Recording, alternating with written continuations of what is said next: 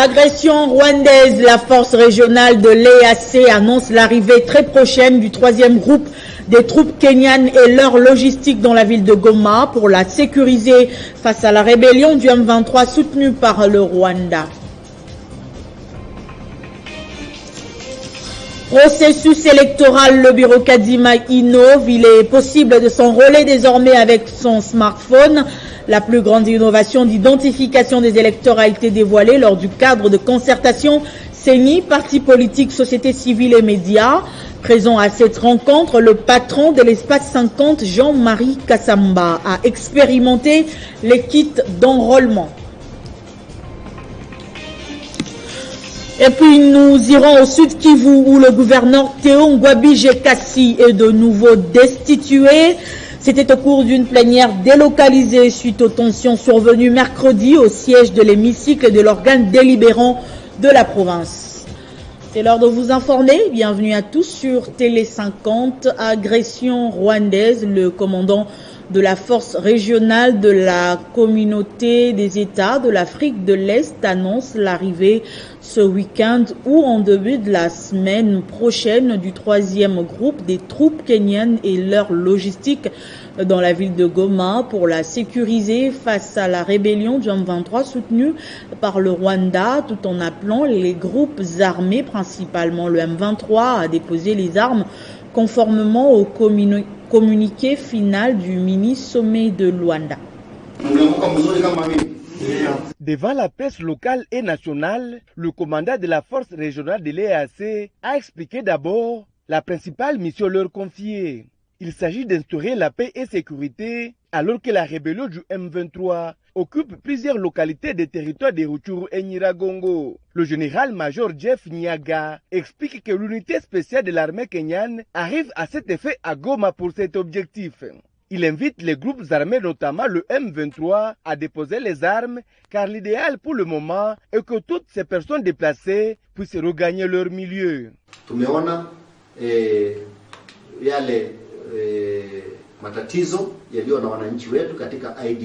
On a vu les difficultés que rencontrent les déplacés en termes. Ils n'ont pas à manger, ni à boire, et même les médicaments. Cela m'a touché comme commandant de la force Eastern Africa Community. L'essentiel est que ces déplacés peuvent regagner leur milieu pour le développement de leur beau pays, la RDC. Cela ne peut être possible s'il n'y a pas la paix. Aussi, je dois vous dire qu'à tout moment, aujourd'hui ou la semaine prochaine, les troupes kenyanes. Le commandant de la force régionale de l'EAC demande au peuple congolais de soutenir cette mission pour sa réussite. Le nombre de troupes qui arrivent n'a pas été révélé à la presse ni sa durée. L'idéal pour le général-major Jeff Nyaga est à que cette mission ne puisse pas trop durer et que la paix puisse revenir à l'est de la RDC et les échanges commerciaux entre la RDC et le Kenya puissent continuer pour l'intérêt des deux peuples.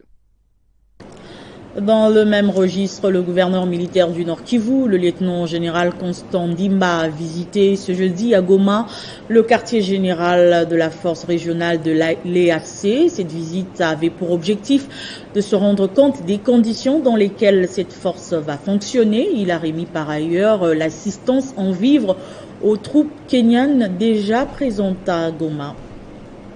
J'avais promis au commandant du contingent du force Est Africa de venir visiter le quartier général pour voir si ça répondait effectivement à toutes les exigences du quartier général. Nous avons parcouru tous les compartiments, nous sommes satisfaits et je crois que c'est une condition agréable pour la poursuite de leur travail. J'ai senti en eux aussi qu'ils sont contents des installations.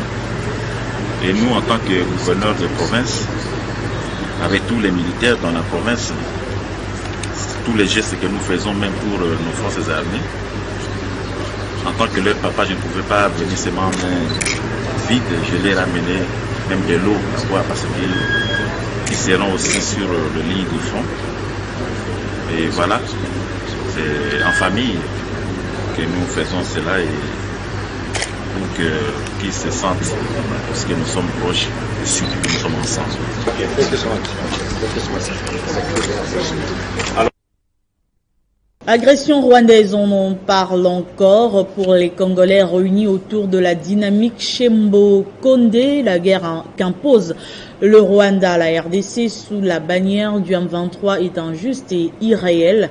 La communauté internationale est également pointée du doigt et mise devant ses responsabilités. Et pour manifester leur mécontentement vis-à-vis de la communauté internationale, elle a organisé une marche pacifique depuis Johannesburg. Alors que tous les regards sont tournés vers la RDC, Johannesburg pose en point de départ de la grande marche en soutien au FRDC.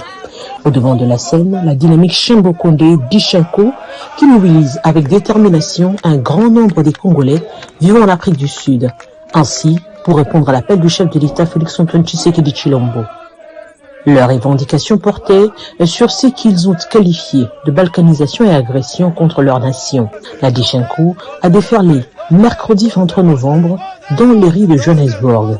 Venus de plusieurs coins de la nation arc-en-ciel, les manifestantes paradaient jusqu'à l'ambassade du Rwanda en passant par le siège de l'ONU où ils ont déposé des mémos et lu des déclarations dénonçant l'agression de la RDC par le Rwanda. Nous sommes venus ici pour donner notre soutien à nos forces armées congolaises, pour soutenir et célébrer leur bravoure, parce qu'ils se sont mis debout. Nos filles et nos garçons se sont enrôlés en masse pour montrer à la face du monde que maintenant le Congo s'est mis debout, comme nous les chantons, debout Congolais. Cette marche organisée par la Dishenko dynamique Tshembo-Kondé a réuni les ressortissants de la RDC vivant en Afrique du Sud et en provenance d'autres pays de l'Afrique australe. Elle a été sécurisée par la police sud-africaine et s'est terminée sans casse ni dégâts, signe indéniable de la paix voulue par tous les Congolais. Dans l'actualité également, je l'annonçais au sommaire, au Sud Kivu, le gouverneur Théo Ngwabije Kassi, de nouveau destitué, c'était au cours d'une plénière délocalisée après des tensions survenues mercredi au siège de l'hémicycle de l'organe délibérant de la province. Sans surprise, le gouvernement provincial déchu évoque des irrégularités et rejette cette destitution. Contrôle parlementaire, on en parle dans ce journal. Le ministre des Affaires foncières, Molendo Sakombi, a présenté devant les élus nationaux des innovations et réformes de la loi sur le régime foncier et immobilier. L'objectif est de doter la RDC de la nouvelle loi des régimes des sûretés après celle de 73. La productivité et la productivité des terres dans le sens de mobiliser le foncier au service de la croissance économique et de la réduction de la pauvreté et l'instauration des sauvegardes environnementales et de durabilité. Les processus visant à lutter contre les conflits fonciers et immobiliers qui engorgent les cours et tribunaux en République démocratique du Congo tend vers son total aboutissement.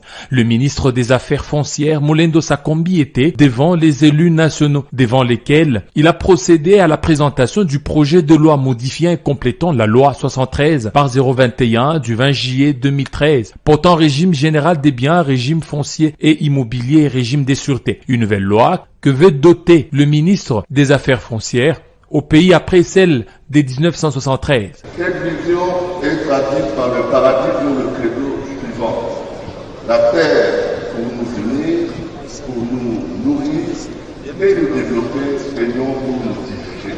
Après son exposé, plusieurs élus et quelques interventions n'ont pas manqué de surgir. Il s'agit notamment de celle du député national Ngwassi, qui a rendu un vibrant hommage au travail abattu par le ministre des Affaires foncières, faisant allusion à son impact face aux problèmes auxquels sont confrontées des populations dans des zones à conflit. L'élu national Gary Sakata a pour sa part soulevé quelques préoccupations. Il s'agit entre autres de celle de savoir le mécanisme légal de protection pour éviter aux étrangers d'acquérir les terres, mais aussi d'autres mécanismes pour éviter de tels conflits, des titres fonciers pour ne citer que cela. Il faut noter que Molendo Sakombi a, à l'issue de la plénière, sollicité 48 heures en vue de revenir et répondre aux préoccupations des élus nationaux qui s'avèrent très pertinentes.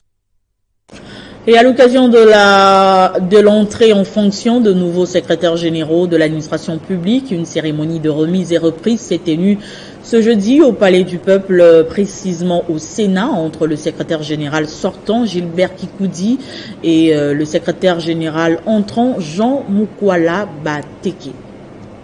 Cette cérémonie s'est déroulée sous la supervision du directeur de cabinet du président du Sénat, Rémy Musunga Ibampale, d'autres responsables, des cadres et agents de l'administration de cette institution et des inspecteurs de la fonction publique. À cette occasion, le nouveau secrétaire général du Sénat, Jean Mukwala Bateke, s'est exprimé en remerciant le président du Sénat, Modeste Bahati Lukwebo, pour la confiance placée en lui après sa réussite au concours organisé par l'administration publique. Il sollicite en outre l'appui de tous les personnels de l'administration du Sénat pour la réussite de son mandat. Dès notre première rencontre, il a pris mon dossier à bras le corps et l'a soutenu jusqu'à son aboutissement heureux comme secrétaire général au Sénat. Je tiens à vous informer que la porte de mon bureau restera grandement ouverte pour les agents et cadres qui ont des idées et des projets pour faire avancer notre administration et sera hermétiquement fermée aux agents et cadres qui viennent accuser les autres pour des buts inavoués. Voilà. Pour tout dire, aux anciens, je recommande le devoir de l'exemplarité, alors qu'aux nouveaux, je recommande la patience et l'observation. Juste après cette remise reprise, le secrétaire général entrant et son prédécesseur ont présenté leur civilité au président Modeste Bahati dans son bureau de travail. Ce dernier a souhaité un fructueux mandat au 6e secrétaire général du Sénat depuis l'avènement de la Chambre haute du Parlement congolais. L'appel est ainsi lancé aux cadres et agents de l'administration du Sénat de travailler d'arrache-pied tout en ayant un esprit de collaboration afin de matérialiser la vision du chef de l'État Félix-Antoine Tshisekedi. Processus électoral en RDC, le bureau Kadima innove. Il est possible de s'enrôler avec son smartphone. La plus grande innovation d'identification des électeurs a été dévoilée lors du cadre de concertation CENI, partis politiques, société civile et médias. Présent à cette rencontre, le patron de l'espace 50, Jean-Marie Kassamba, a expérimenté les kits d'enrôlement. À en croire le patron de la centrale électorale, cette innovation vise à réduire les retards dans l'enrôlement. Dès l'avènement de mon équipe, nous avons réalisé une autopsie sans complaisance de l'image de la CENI. Ainsi, les nouveaux membres de la CENI ont résolu d'améliorer sensiblement la qualité du processus qui passe par notamment le renforcement des relations avec les parties prenantes pour une plus grande confiance, la construction d'une nouvelle culture d'inclusivité pour une plus grande adhésion et la prise en compte des observations et recommandations des parties prenantes au processus électoral. Ces innovations valent à la CENI appréciation, à l'exemple du patron de l'espace 50, après expérimentation des kits d'enrôlement et d'identification des électeurs. Bon, je pense que le processus électoral semble être sur la bonne voie. La CENI est en train de baliser les chemins. L'enrôlement va jouer un rôle très important, mais aussi la loi électorale, si elle est bien appliquée. Le calendrier est très important pour un processus électoral. Il ne faut pas que ce soit un calendrier, on va dire, fantaisiste, ou un calendrier qui n'intègre pas tous les paramètres contraignants. Pour le directeur général des 7sur7.cd, la détermination du bureau Kadima est à saluer. Parce que le calendrier, c'est un instrument de planification importante. Et donc pour nous, le fait que cet instrument ait été publié, c'est une excellente chose. On aura de la visibilité sur le processus électoral. Et nous pensons très bien que ce calendrier sera réaliste. Et donc c'est encore une fois un gage de sérieux du travail qu'a la CENI. Également présente à cette rencontre d'échange, ces professionnels des médias rassurent de mener à bien la sensibilisation auprès de la population, signalant que l'application CENI est déjà disponible sur les plateformes de téléchargement des applications et logiciels.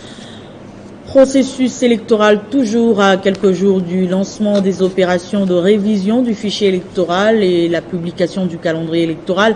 Le mouvement international des femmes dynamiques d'Afrique que dirige Mami Moudjani Freebox est allé échanger avec Denis Kadima. MIFDA s'engage à jouer sa partition à travers la sensibilisation de la femme à prendre part active à toutes les étapes prévues. Il était important qu'on vienne voir le président aujourd'hui, nous entretenir avec lui. La CENI va bientôt lancer la sensibilisation en rapport avec les enrôlements. Et cela cadre aussi avec les objectifs de MIFDA, le Mouvement international des femmes dynamiques d'Afrique, qui a pour objectif aussi de sensibiliser la femme à s'impliquer dans la gestion de son pays à travers la politique. Donc il est important que nous puissions, avec la CENI, voir de quelle manière sensibiliser cette femme pour qu'elle soit aussi partie prenante dans cette sensibilisation, et surtout que les femmes, vous savez que les femmes, c'est la majorité de la population, il n'est pas concevable qu'on puisse aligner nos femmes MIFTA, mais que les femmes ne puissent pas participer à l'enrôlement pour ne pas voter. Oui, on est vraiment très satisfait, et surtout, il nous a parlé de l'application, de l'application mise en place pour faciliter les enregistrements déjà en ligne avec les codes QR qui sera mis en place pour faciliter vraiment, pour que les choses aillent vraiment très très vite. Oui, tout à fait. Donc nous sommes vraiment convaincus qu'il y aura bel et bien les élections en 2023. Et dès que nous sortons d'ici, nous allons vite sensibiliser nos membres, sensibiliser toutes les femmes à pouvoir déjà penser à aller s'enrôler au moment venu. La quinine, notre patrimoine en RDC, c'est le thème de la journée médico-pharmaceutique organisée ce jeudi par la Pharmakina en collaboration avec le ministère de la Santé. L'objectif est de démontrer l'importance de la quinine dans le combat contre la malaria. La 3e édition de la journée médico-pharmaceutique organisée par la Pharmakina SA était une occasion de renforcement des capacités de médecins, pédiatres et bien d'autres concernant le traitement du paludisme simple, grave et la prescription rationnelle des antipaludiques pendant la grossesse, en vue d'améliorer la prise en charge médicale de la malaria qui à elle seule décime entre 1 à 2 millions de vies chaque année, dont 90% en Afrique selon l'Organisation mondiale de la santé. D'où l'appel d'Étienne Erny, directeur général de la Pharmakina SA, aux ONG et au gouvernement afin d'avoir une protection pour parvenir à transformer localement la quinquina en vue de lui donner une valeur ajoutée qui pour le moment bénéficie à l'étranger. Notre objectif, c'est pas de faire forcément des bénéfices, mais aussi de créer des emplois, de transformer la matière première dans le pays, et de plus en plus il faut militer pour une transformation dans le pays, dans l'industrie locale, ce qui peut rendre à terme l'Afrique un jour complètement indépendante par rapport aux phénomènes externes concurrentiels. De son côté, le ministre de la Santé Jean-Jacques Mbungani a salué l'initiative de cette société pharmaceutique implantée en RDC et à travers le monde. La vision du gouvernement est de soutenir les industries locales et notamment dans les secteurs sensibles, singulièrement le secteur pharmaceutique. Rappelons que la Pharmakina SA cultive environ 1200 hectares de quinquina et produit 100 tonnes de sel de quinine par an. Deuxième édition de la conférence annuelle Endocar, soins de santé de qualité pour tous sans appauvrissement. C'est le thème retenu cette année, initié pour la première fois au pays depuis 2020 par l'ONG Endocar. La deuxième édition de la conférence annuelle d'Endocar a tenu ses promesses. Regardez. C'est la vice-ministre de la Santé publique, Hygiène et Prévention, Véronique Kilumba, qui a ouvert cette conférence débat organisée par l'ONG Endocar en collaboration avec le ministère de la Santé. L'objectif principal est de sensibiliser les autorités du pays, notamment les acteurs sanitaires, à s'intéresser à la prise en charge des femmes souffrant de l'endométriose et du cancer en RDC. Nous rencontrons beaucoup de difficultés, surtout lorsqu'il s'agit de faire la prise en charge.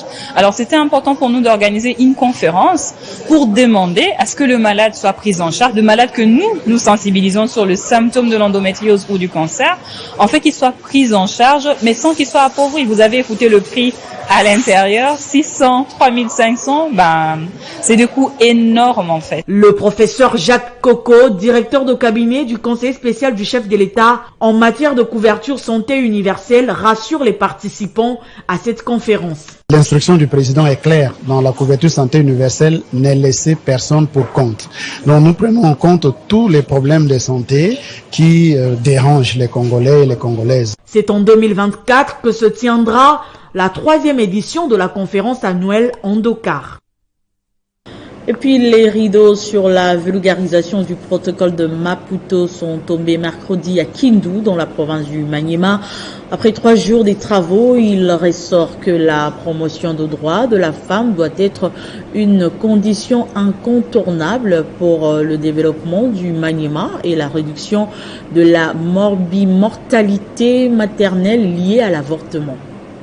Au cours de cette table ronde, il a été question aux leaders d'opinion, les opérateurs de la justice ainsi que les politiques de discuter sur le protocole de Maputo en mettant en exergue la province du Maniema qui a enregistré plus de 24 000 victimes de viols de 2019 à 2021. Pour les participants, il est temps que l'inspecteur provincial de la santé puisse agréer formellement certaines structures pour les soins de ces femmes victimes d'avortement, mais aussi former les prestataires aux normes de l'OMS. Le premier président de la cour d'appel, Roger Nzewe, promet de punir l'avortement clandestin. Un avortement procuré en marge des conditions fixées par Maputo ou en dehors des structures agréées sera considéré comme un avortement criminel. Présent sur le lieu, le gouverneur intérimaire du Maniema, Afani Idrissa Mangala, a exhorté les participants à la sudité ainsi qu'à la mise en application des recommandations. Par ailleurs,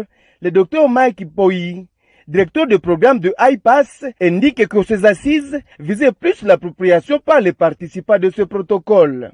Ces traités ont été signés, c'est pour le bien des communautés. Parce que quand il y a une femme qui meurt, c'est pas que la femme qui souffre, c'est aussi la communauté, c'est les enfants, c'est aussi les hommes. Et donc, c'est la raison pour laquelle nous nous réunissons avec ces parties prenantes pour avoir leur appropriation. Un sketch expliquant comment les femmes sont victimes de viols a été joué sur place et devant le participant pour leur influencer à dire non à ces actes indignes.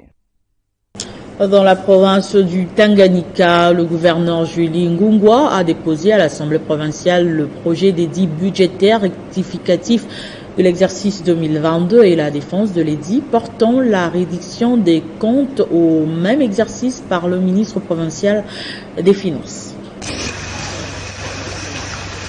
Avant la convocation de la plénière de ce jeudi 26 novembre 2022, le gouverneur de la province du Tanganyika, Julie Ngungwa Mayuma, a déposé au bureau de l'Assemblée provinciale le budget rectificatif de l'exercice 2022. Ce budget, revu de la mouture initiale, est un moyen formel de donner au gouvernement provincial les moyens de sa politique, étant donné que son action a commencé après le premier semestre de l'exécution du budget initial, comme l'a confirmé ici l'honorable Kakujiki Bombo Vincent, président de cette assemblée. Le budget rectificatif, c'est-à-dire on rectifie le budget initial 2022. Le montant qui a été arrêté au budget initial 2022, on les rectifie. En attendant les dépôts du projet d'édit budgétaire général de la province pour l'exercice 2023, le gouverneur Julie Ngungwa Mayuma estime que ce budget rectificatif a tenu réellement compte des réalités conjoncturelles. Moi, je pense que le budget répond aux attentes de la population. Maintenant, ça dépendra aussi de la décision du bureau de l'Assemblée provinciale. Dans la même optique, la plénière du jour a consisté à la présentation du projet d'édit portant reddition des comptes par les ministres provinciaux des Finances, Économie, Commerce et lutte contre l'écoulage des recettes, Nkulu Assoumini Chati. Dans cette plénière dirigée par les speakers de cet organe, Vincent Kibombo, conduisant les 23 députés présents et en présence des ministres provinciaux, Nkulu Assoumini Chati a donné l'économie de sa présentation qui a au final émaillé des réactions des honorables députés. Et puis le directeur général de l'autorité de l'aviation civile, Jean Tchoumba, était face à la commission de l'aménagement du territoire et nouvelles technologies de l'information et de la communication. L'audition a porté notamment sur des questions en rapport avec le secteur aéronautique en RDC. Le directeur général de l'autorité de l'aviation civile, AAC-RDC, est venu répondre et éclairer la lanterne des députés membres de la commission parlementaire de l'aménagement du territoire et nouvelles technologies de l'information et de la communication sur des questions relatives au secteur aéronautique et aussi envisager des pistes et des solutions aux difficultés qu'éprouve son établissement public. Il a aussi profité de l'occasion pour obtenir de la dite commission son accompagnement dans sa nouvelle mandature car l'AAC compte sur l'appui des acteurs politico-administratifs notamment le gouvernement qui doit lui accorder un budget conséquent pour mener à bon port sa mission. Après son audition, nous, les députés, nous sommes arrivés à manquer même des questions encore à lui poser. Donc je pense que c'est un DG qui mérite.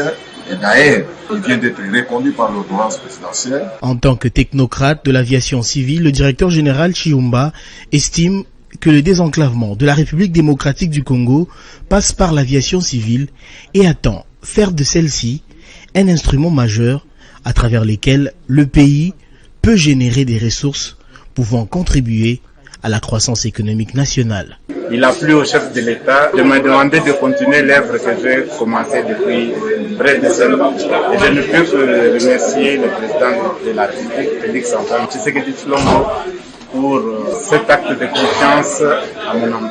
Pour rappel, l'autorité de l'aviation civile est un établissement public qui a pour mission d'assister le gouvernement dans sa définition et la conduite de la politique aéronautique nationale en tenant compte des besoins du pays, des normes et conventions internationales. Et après plusieurs actions sur terrain, le parti Action des démocrates de Joseph Stéphane Moukoumadi a fait sa sortie officielle ce jeudi avec une mobilisation importante à son siège national dans la commune de Kasavubu. Action des démocrates, parti cher à Joseph Stéphane Moukoumadi, gouverneur honoraire du Sankourou, a officiellement vu le jour. Avec une forte mobilisation, Action des démocrates se veut un instrument efficace à la disposition des droits inaliénables du peuple congolais, en réitérant son soutien au chef de l'État, Félix Tshisekedi, sur la mobilisation générale pour faire face à l'agression rwandaise. Tels ont été les propos du professeur Lokadi, le secrétaire général du parti, et Joseph Pinda Kipani, secrétaire général adjoint en charge des questions politiques, a réitéré l'attachement des AD au chef de l'État en donnant le message que AD veut lancer à tout Congolais à l'occasion des assorties officielles. Action de démocrate, c'est-à-dire nous devons tous gérer ce pays, nous devons avoir les revenus de nos actions. Nous sommes tous derrière le chef de l'État, d'ailleurs qui avait fait un appel à la mobilisation, bien sûr. Donc, suite à cet appel à la mobilisation du chef de l'État, nous nous sommes tenus debout. Raison pour laquelle nous avons dit que nous devons y aller vite avec la sortie de ces partis pour répondre à l'appel du chef de l'État. Chaque Congolais est actionnaire de son pays et devrait jouir de tous les avantages possibles. C'est dans cette vision que s'aligne l'Action des démocrates qui ne jure que sur la réélection de Félix Tshisekedi en 2023. Et pour finir, soutenance de la thèse de doctorat à l'université protestante au Congo, dont Yves Kisoukoulou, représentant légal de la communauté évangélique La Présence des Dieux, s'est prêté à l'exercice, un travail de 300 pages qui s'aligne dans la théorie de l'invention à travers la lecture de la Bible et qui lui a valu la mention grande distinction. C'est une dissertation doctorale qui a porté sur la thématique de la lecture de la Bible à la théologie de la créativité en Afrique subsaharienne, avec comme paradigme le livre d'Exode 31 du premier chapitre jusqu'à son 11e. Le récipiendaire, pasteur de son état, part d'un constat personnel où il est possible de trouver le génie créateur par la lecture de la Bible. Notre travail se veut aussi être une contribution à la théologie africaine qui est en train de s'affirmer, quoique ignorée par plusieurs tenants des approches classiques. Après 3 heures d'exposé et d'échanges, le jury que préside le professeur Bokundoa décide de délibérer. Le jury a pris la décision suivante. Messieurs, dont Yves Kisoukoulou a réussi à l'ensemble de l'épreuve avec la mention grande distinction. Sans surprise, la mention grande distinction a sanctionné ce travail de 300 pages qui se veut un lieu de dépassement de l'exégèse classique et dont l'auteur, dont Yves Kisoukoulou, s'est servi de la culture juive comme segment à la lecture de la Bible en Afrique. Nous soutenons dans ce travail qu'il est possible, par la manière de lire la Bible, de développer la créativité. Cette créativité qui peut nous rendre capables de changer notre milieu et d'apporter un plus dans notre environnement. Le désormais docteur en théologie voudrait emmener ici les églises, à travers la lecture de la Bible, à inventer des nouvelles manières d'être et de vivre. Il s'agira donc d'un niveau de spiritualité capable de changer l'environnement. Ce journal est terminé, place au rappel de titres. Agression rwandaise, la force régionale de l'EAC annonce l'arrivée très prochaine du 3e groupe des troupes kenyanes et leur logistique dans la ville de Goma pour la sécuriser face à la rébellion du M23 soutenue par le Rwanda. Processus électoral, le bureau Kadima innove, il est possible de s'enrôler avec son smartphone. La plus grande innovation d'identification des électeurs a été dévoilée lors du cadre de concertation CENI, partis politiques, société civile et médias. Présent à cette rencontre, le patron de l'espace 50, Jean-Marie Kassamba, a expérimenté les kits d'enrôlement. Et pendant ce temps, au Sud Kivu, le gouverneur Théon Ngwabije Kassi, de nouveau destitué, c'était au cours d'une plénière délocalisée suite aux tensions survenues mercredi au siège de l'hémicycle de l'organe délibérant de la province. C'était l'essentiel de l'actualité. Merci de nous avoir suivis et restez fidèles au programme de Télé 50.